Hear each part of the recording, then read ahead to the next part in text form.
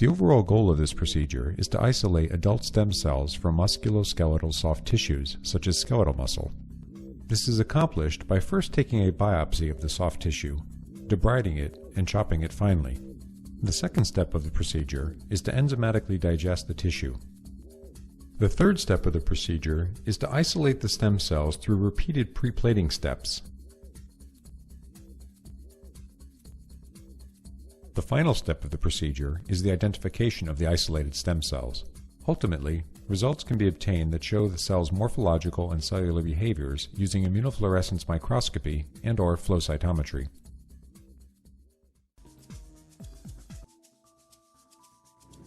Hi, I'm Yun Li from the Laboratory of Molecular Pathology in the Department of Orthopedic Surgery at the University of Pittsburgh.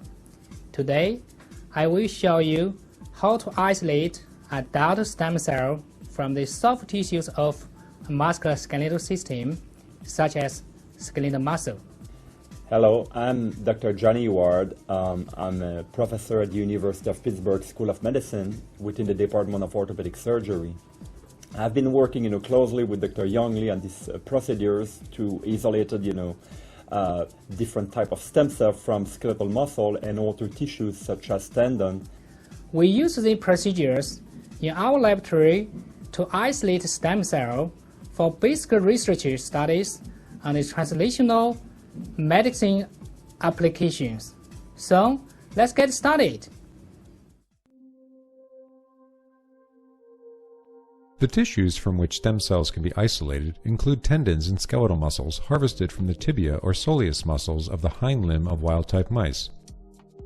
After removing remnants of skin and bone, place tissues in a dish containing cold HBSS supplemented with 5% FBS. Next, place the tissues separately on collagen-coated dishes containing cold HBSS. We will use skeletal muscle tissues to demonstrate the basic procedures for tissue dissociation and digestion. Use microscissors and/or scalpel blades to mince the skeletal tissues into a coarse slurry. For enzymatic digestion of the tissues, start by transferring the minced tissue slurries into separate 15 milliliter tubes and centrifuge at approximately 3,500 RPM at 4 degrees Celsius for 5 minutes. Remove the supernatant. Wash by resuspending in HBSS and repeat the centrifugation. After removing the supernatant, digest the slurries by adding 10 milliliters of pre-warmed 0.2% collagenase type 11. Incubate for 60 minutes at 37 degrees Celsius, shaking the tubes by hand every 10 minutes. When the 60-minute incubation is done, centrifuge, and then resuspend the slurries in 10 milliliters of disbase solution. Incubate for 45 minutes at 37 degrees Celsius, shaking by hand every 10 minutes. After the 45-minute incubation, centrifuge and resuspend the slurries in 10 milliliters of 0.2% trypsin HBSS solution. We usually incubate for 15 to 20 minutes at 37 degrees Celsius while inverting the tubes every 10 minutes. The incubation is complete when enough single cells are released from the tissues, as illustrated here. Centrifuge the resulting cells and resuspend the cell pellet in 5 milliliters of proliferation medium, PM. Dissociate the cell suspension by passing the extract through a series of needles, 2 times through an 18-gauge needle, then once through a 23-gauge needle, and finally once through a 27-gauge needle. Lastly, pass the cell extract through a 70-micron cell strainer.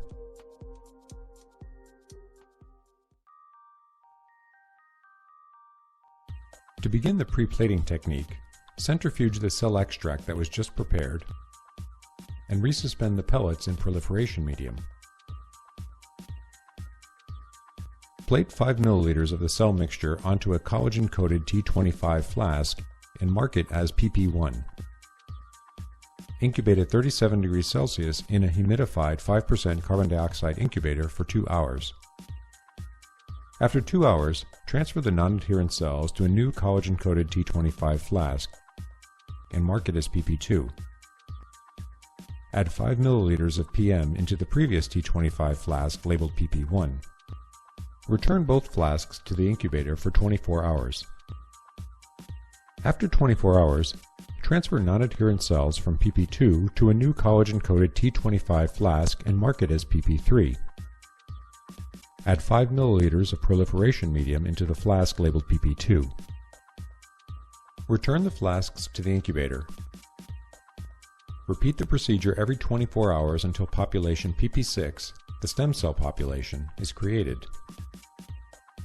The isolated PP6 cells are very few in number and need to be maintained in FBS-rich proliferation medium that is changed daily.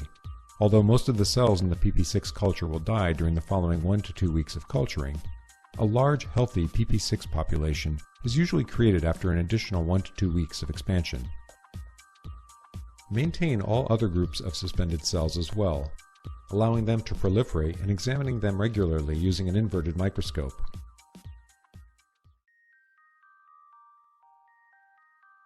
The early adhering cells that attach to the PP1 and PP2 flasks are mostly fibrotic cells. Cells that adhere to collagen-coated flasks after a longer time period within 48 to 96 hours, PP3 and PP4, are mostly myoblasts, while muscle satellite cells are often seen mostly in PP5. The later preplated cells, 96 hours or later, PP6, are regarded as adult stem cells and appear small, round, and translucent at the beginning of their isolation. They can be further characterized by immunohistochemistry for their expression of stem cell markers such as stem cell antigen 1 and CDC34.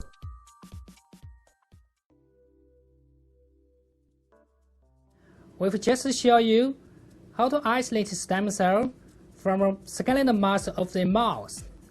When doing this procedure, it's important to remember to maintain sterility during all the procedures. Once the stem cell has been isolated, make sure to culture those cells at low densities to maintain the stem cell characteristics of the cells. So that's it. Thank you for watching, and good luck with your experience. And I wish you good luck to try to use this in your experiment. Thank you.